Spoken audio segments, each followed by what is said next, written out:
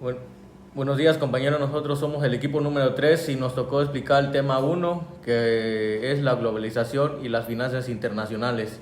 Está mi compañero Hermenegildo Florencio Jesús Ángel y José Eduardo Ramírez Estrada, somos del 501. Bueno, yo me toca explicar lo que es la globalización y las finanzas internacionales. En este punto más importante tenemos cómo nosotros vamos a implementar más que nada lo que son las finanzas internacionales. Como ustedes ven, tenemos las finanzas, de igual manera se estudian los flujos de efectivo y evaluación de activos, que a su vez las finanzas internacionales se ocupan de los flujos en efectivo a través de las fronteras nacionales y la evaluación de activos ubicados en diferentes países y denominados en diversas monedas. Obtenemos también en la diversificación de consta de ello a la administración financiera internacional y su aspecto internacional. Como ustedes ven, un punto más importante que la administración se implementa sobre la financiación financiera internacional.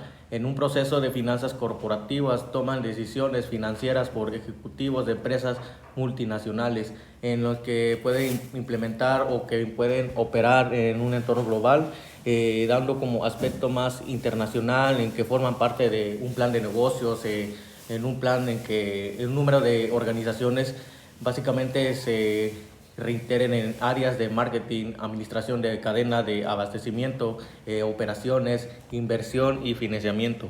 Obtenemos también un punto más importante que nos ayuda a implementar en cómo nosotros obtenemos cada punto más relevante a las finanzas internacionales, en que se pueden dividir en dos grupos, por lo que tenemos la economía internacional, las finanzas corporativas internacionales. En este punto más específico tenemos también cada punto más importante, cómo nosotros vamos a desarrollar los regímenes cambiarios.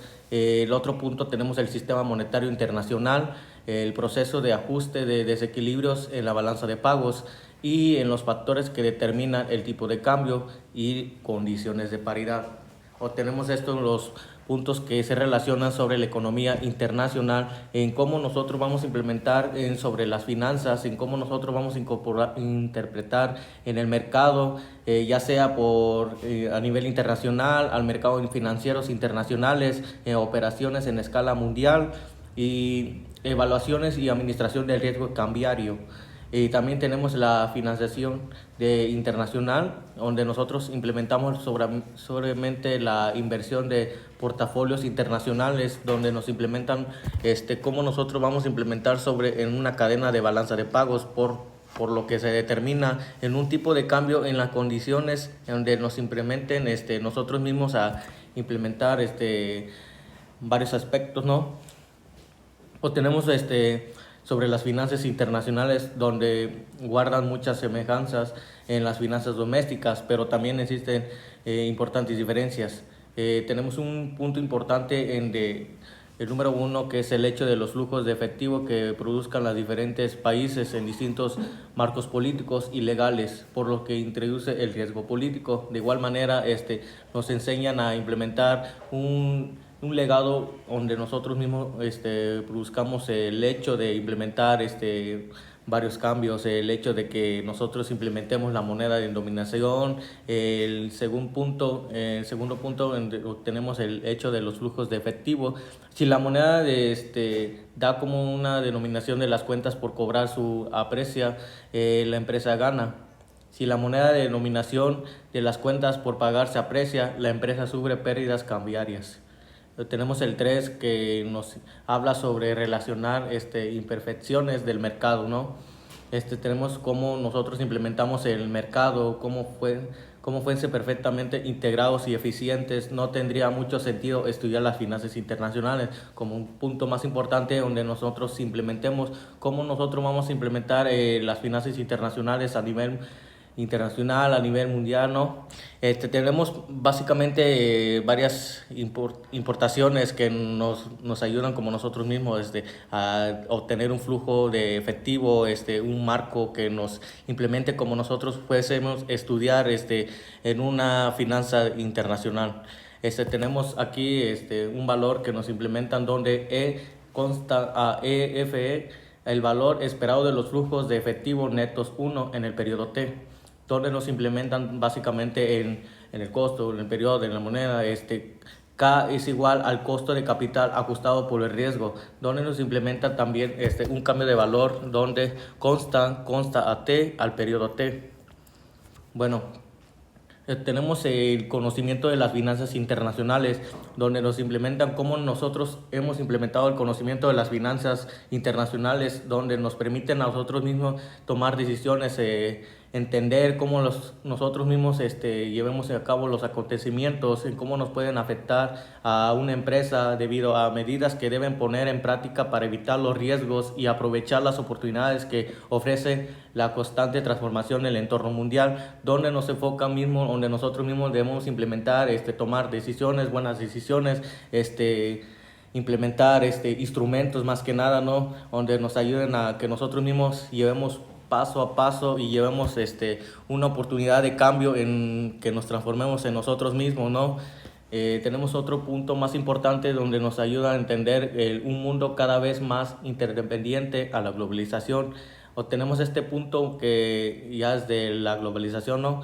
La globalización donde nosotros mismos implementamos un cambio o que integran en crear un solo mercado mundial en el que comercian productos semejantes, producidos por empresas cuyo origen es difícil de determinar, por lo que se ha visto más casos en tanto la producción, en la inversión de bienes y servicios, en la inversión y el consumo, más que nada, ¿no? Donde nosotros mismos debemos implementar cómo debemos hacer interdependientemente los productos más producidos por una empresa, por lo que se ayuda a implementar varios problemas, o sea, de que tenemos un problema de que no saquemos dinero, no nos vaya bien y así. Y crear una oportunidad donde nos ayuden nosotros mismos a determinar cómo vamos a producir y cómo vamos a que la gente produzca y que consuma más que nada, porque pues ahorita, hoy en día, pues ahorita no se ven esos casos, ¿no? Porque son pérdidas. Y en otro punto tenemos los factores que más contribuyeron a la creciente globalización, donde nosotros mismos, donde los incluyen al punto más importante sobre la reducción de las barreras comerciales y el auge del comercio mundial después de la Segunda Guerra Mundial. Devastamiento en un largo periodo, ¿no? En una reducción obtenemos también un punto más importante que es el número 2, donde tenemos la estandarización de bienes y servicios y cierta homogeneización de los gustos a nivel mundial. Obtenemos el punto más importante también donde nosotros implementamos el cogimiento del espacio geográfico, donde se implementan cómo nosotros vamos a implementar cada punto más importante en donde nosotros vamos a colapsar más que nada, donde tenemos también el otro punto, donde nos hablan del colapso del sistema comunista y el fin de la Guerra Fría. Obtenemos también el punto más relevante, ¿no? Al movimiento mundial hacia el liberalismo. Obtenemos también el número 6 que nos implementa la liberación financiera iniciada en la década 80, donde nosotros implementamos la homogeneización, donde debemos de ser de bienes y servicios, donde nosotros produzcamos una buena implementación y una creación más que nada, ¿no? Obtenemos la tercera revolución industrial, obtenemos la creación de la Unión Económica Europea, donde tenemos principalmente las iniciales, ¿no? El punto número 9 tenemos sobre la entrada de China de la Organización Mundial del Comercio, OMC, y su creciente papel en el comercio internacional, donde contribuyeron a la creciente globalización, donde nos determina cierta validad, y es todo. Bueno, a continuación tenemos mi compañero Hermenegildo, le va a explicar lo que es las corporaciones multinacionales. Bueno, ahora yo voy a hablar sobre mi tema. Empresas transnacionales. Las empresas transnacionales son las empresas multinacionales que son tan grandes que se expanden a otros países o continentes. Son también llamadas corporaciones multinacionales. En pocas palabras, son las empresas que fueron formadas en un país y son tan grandes que se expanden a otros países. En el mundo existen más de 60,000 de estas empresas, a las cuales vamos a llamar corporaciones multinacionales o CMN. Las más importantes o unos ejemplos es la de Nestlé o la de Mitsubishi, que son empresas que nacieron en un país pero ahora están en diferentes partes del mundo. Otro ejemplo podría ser la familia, la Coca-Cola, de FEMSA. Ahora, estas empresas multinacionales que se expandieron, que nacieron en un país y se expandieron a otro, tienen muchas ventajas. Ahora las voy a mencionar. La primera es que en un mercado más grande permite eficientizar costos y utilidades. ¿Qué quiere decir esto? Que cuando una empresa se muda a otros países, aumenta su producción, lo que reduce sus costes al maximizar su beneficio. Otro es que se diversifican por los ciclos de negocios. ¿Qué quiere decir esto? Que los países proporcionan que se puedan ir diversificando en diferentes naciones y adaptándose según las necesidades. Ahora, las fuentes de financiamiento son más baratas y lo que reduce el costo. Quiere decir esto que al aumentar nuestra producción a otras naciones o encontrar costos más bajos en otras naciones, ya sea en mano de obra o en producción, reduce nuestros costos, lo que maximiza nuestro beneficio. Y otra es que al abarcar nuevos mercados en diferentes países, permite que aprovechar sus tecnologías de esos países como conocimientos o aprendizajes. Y otra es adaptabilidad. Las empresas que se mudan a diferentes países de otros lugares permiten que la empresa, que si por ejemplo en Estados Unidos nació McDonald's y luego quiere pegar a México, pues se va a adaptar a las necesidades de México, no va a ser tal cual como sea. Igual si quiere ir McDonald's a Japón, no va a vender las mismas cosas que vende en México o en Estados Unidos. Va a buscar productos y llamar la atención del mercado de esos países receptores. Siguiendo, el gran ganador y el perdedor. A lo que me refiero es que esta llamada globalización trae ventajas y desventajas, lo cual ha hecho que naciones las aprovechen y otras no tanto. Los países de Asia son el ejemplo del gran ganador, los cuales en su inicio quedaron devastados por los ataques o por los eventos ocurridos en la Segunda Guerra Mundial. Estos lograron crecer gracias a la globalización y diversificación de mercados, al llevar sus productos a diferentes países y ofrecer cualidades que no había en otros, lograron prosperar y desarrollarse como nación. Y un ejemplo del gran perdedor son los países de América Latina y África, que debido a que después de la Segunda Guerra Mundial y otros acontecimientos se quedaron con medidas proteccionistas o simplemente no pudieron aprovechar el boom de la globalización y abrir sus mercados, reducir restricciones, etc. Entonces se quedaron rezagados, ya que no se volvieron tan viables para invertir, lo cual hizo que no se desarrollaran correctamente, y aunque algunas de esas naciones al final abrieron sus mercados, ya no fueron tan reconocidos. Por eso y el ejemplo más claro es América Latina. Estos países se encuentran menos desarrollados debido principalmente a que no supieron aprovechar la globalización y porque llegaron en un momento donde el mercado ya estaba muy competitivo. Aunque lograron prosperar, obviamente, hubieron naciones que lo aprovecharon mejor. Ahora, las ventajas de una economía global. Ya habíamos mencionado que esta globalización trajo ganadores como perdedores, pero ahora voy a hablar sobre estas ventajas sobre este comercio mundial. El primero es la competencia de la inversión extranjera, favorece la estabilidad macroeconómica. ¿Qué quiere decir? Que cuando las inversiones crecen, favorece una estabilidad, porque cuando te diversificas, creas a que las empresas que ya existen lo tomen como un reto y mejoren, y si lleguen nuevas empresas con nuevos enfoques. Entonces la diversificación promete innovar, ya que los fuerza a desarrollarse. Otra es las políticas que impulsan la competencia.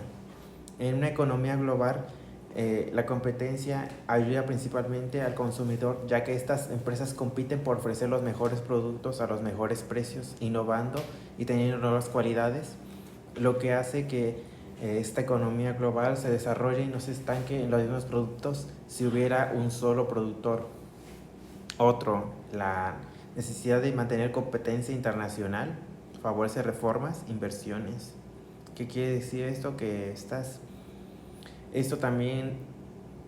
globalización también genera derroches a los estados de estas naciones, ya que estas empresas, al vender sus productos, el gobierno toma una comisión o por vender sus productos o por importar sus productos, exportar sus productos, etcétera, cosas así, lo que genera que estas naciones generen economía, empleos y a la vez mejoran sus infraestructuras para su población en general. Y el último, aumenta la transferencia de conocimiento científico, tecnológico y administrativo. Esto principalmente se menciona la tecnología, como ya habíamos mencionado en otras exposiciones, a la globalización. Una de sus ventajas es que el conocimiento de una nación se llega a otra nación y a la vez el conocimiento de dos naciones se puede juntar y crear un nuevo conocimiento debido a coaliciones, lo cual siempre beneficiará a la economía global y a la población en general. Ahora, la globalización nunca es miel sobre hojuelas, también ha llevado una serie de críticas, porque como todo modelo y todo acontecimiento, siempre trae cosas buenas como cosas malas. Empezando con las críticas, el primero es la volatilidad de los precios. Es bien sabido que cuando llegan crisis, eventos o conflictos bélicos entre naciones, los precios se suelen disparar debido a la libre competencia de bienes y servicios. Esto es malo principalmente para la población en general y a la planificación de ingresos, ya que esto puede permitir que algunos productos no sean del todo alcanzables para la población, y esto es una crítica a la globalización, ya que esto es por factores externos generalmente. Otro es el efecto contagio. Esto ya lo mencioné en otra exposición sobre en ese caso hablé sobre las finanzas, los activos y pasivos. El efecto contagio es cuando si una nación enfrenta una crisis, los mercados o divisas de otras naciones entonces se verán afectados, ya que por el temor que se va a esparcir de boca en boca hará que la gente venda sus acciones debido a que crean que viene una crisis. Esto desfavorecerá a naciones que no tienen nada que ver y resultarán afectados. Otra es la tendencia a la deflación. Esta es una cosa que se ha dicho en el neoliberalismo, que cuando las naciones quieren reducir sus costos, aumentan su producción, porque a producir a más escala se abaratan los costos que si comprarlas por unidad. Esto también es malo porque esto puede crear una sobreproducción de estos productos, lo que crearía una deflación. Entonces los precios caerían, lo cual haría que la moneda pierda valor y luego crearía una volatilidad en los precios, donde solo corregirían aumentando más los precios. Y incremento la desigualdad tributaria. Esto es otra de las críticas de la globalización. Esta globalización puede sacarle provecho creando tu negocio, expandiendo tu negocio de una nación a otra nación y generando ingresos. Esto también es malo porque crearía riqueza y otras personas que no aprovechan la globalización, no invierten, no emprenden, pues se verán reducidos sus ingresos, ya que conforme pasa el tiempo aumentan los costos y si no tienes un sustento terminarás reduciendo tu gasto, tu consumo, y las naciones y los que sí supieron aprovecharlo aumentarán sus ganancias. Entonces esto crearía una desigualdad entre personas ricas y personas pobres.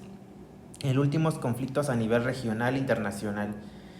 El abrir los mercados y las naciones al extranjero. Esto puede crear que en afán de competir cree disputas. El mayor ejemplo es lo que pasa con Estados Unidos y China, donde cuando ambos abren sus mercados al mundo, pero están compitiendo entre ellos para ganar el mercado. Esto hace que generen conflictos y desconfianzas entre ellos. Un caso es que Estados Unidos le pone restricciones a los productos chinos en su país porque quiere ganar el mercado. Y uno de los militares es el de Rusia y Ucrania. Al abrirle el mercado a la globalización, esto también puede generar conflictos entre puntos de pensar, lo que puede hacer que escalen y al final creen guerra, y las guerras generalmente aumentan los insumos. Y bueno, esto sería todo por mi parte. Bueno, los dejo a cargo de mi compañero José Eduardo, que va a explicar lo que es la crisis financiera global del 2008 al 2009. Como siguiente punto tenemos la crisis financiera global del 2008-2009. Nos dice que en resumen esta se originó por una burbuja inmobiliaria en Estados Unidos donde se otorgaron hipotecas de alto riesgo a personas con baja capacidad de pago.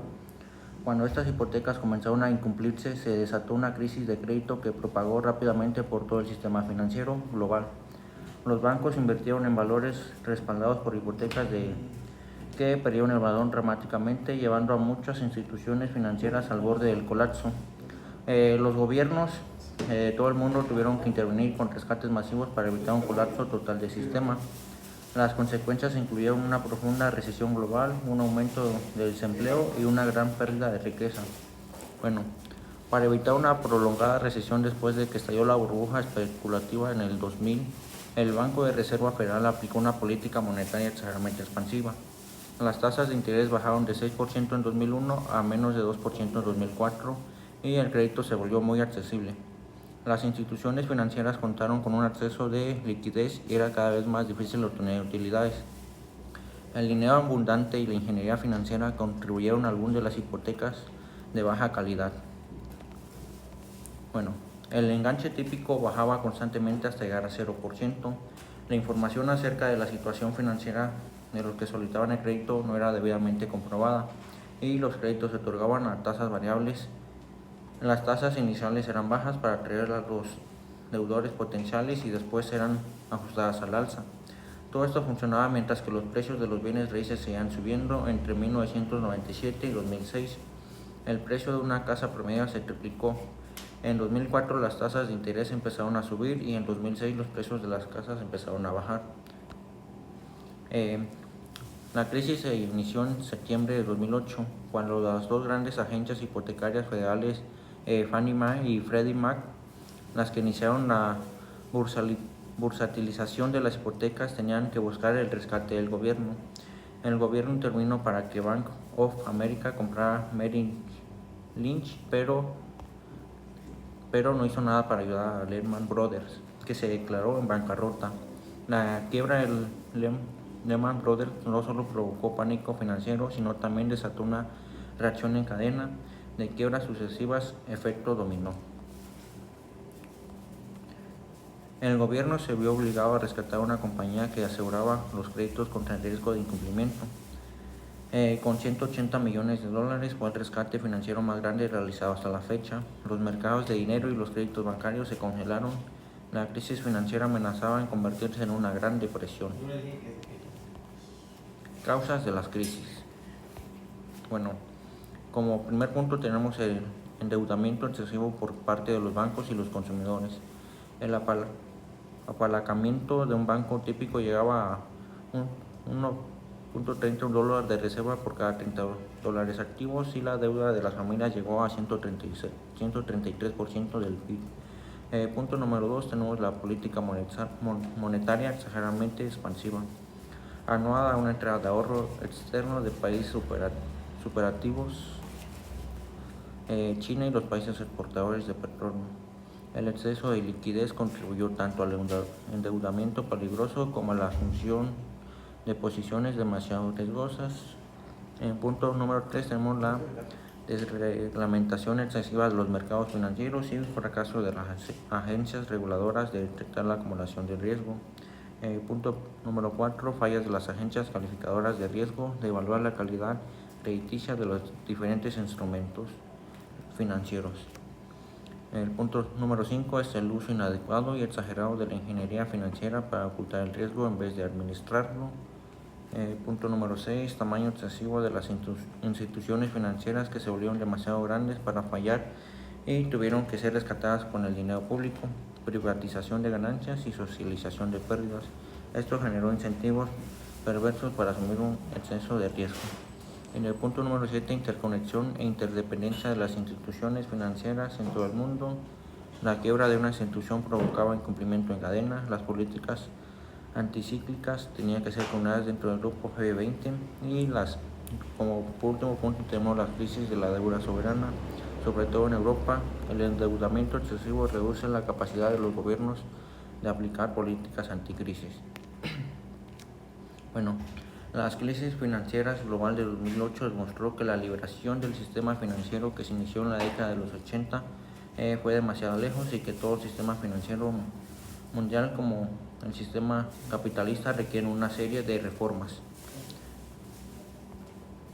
Bueno, podemos decir que en conclusión las crisis financieras, si bien las medidas del rescate evitaron un colapso total del sistema financiero, las consecuencias se sintieron durante los años, incluyendo una recesión profunda, un aumento de desempleo y una mayor desigualdad.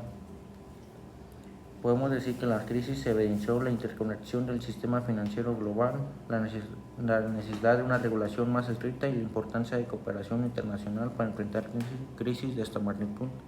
Bueno, las críticas no justificadas y mitos.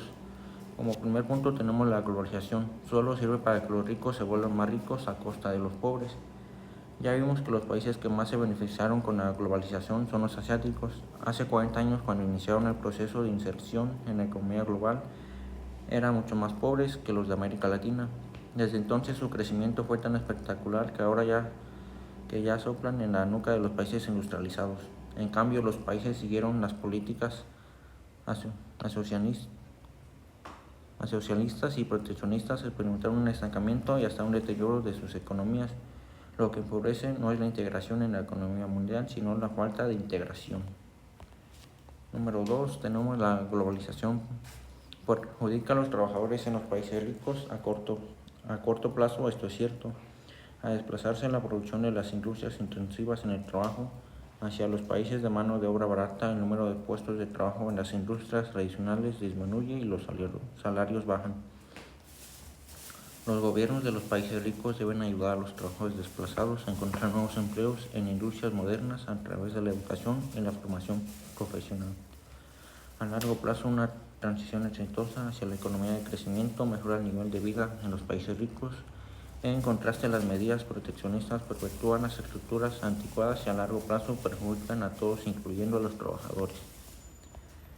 La globalización reduce la soberanía nacional. Es verdad, en el sentido de que una economía interdependiente del gobierno se ve imposibilitado de hacer lo que le dé la gana. Es cada vez más costoso seguir políticas irresponsables. La globalización impone disciplina y crea fuertes incentivos para que los países apliquen políticas económicas correctas. 4. La globalización conduce inevitablemente a crisis financieras cada vez más graves. Una sucesión de crisis, México, Tailandia, Rusia, Corea, Brasil, Argentina y Gran Bretaña, parece indicar que esta afirmación es cierta. La causa de las crisis es siempre el cambio de la opinión de los mercados internacionales acerca del futuro económico de un país. Dice que cuando los mercados financieros ven el futuro de un país con optimismo, el capital a corto plazo fluye hacia él en abundancia, provocando fuertes distorsiones en los mercados cambiarios y de dinero. Cuando hay un cambio de opinión, la salida de capital es incluso más rápida y consecuencias devastadoras. Bueno, podemos decir que en un mundo globalizado crea nuevas oportunidades y nuevos riesgos.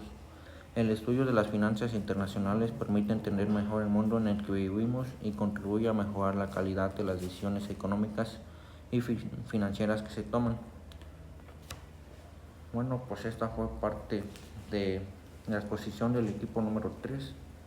Bueno, muy así concluimos con este tema. Muchas gracias por su atención.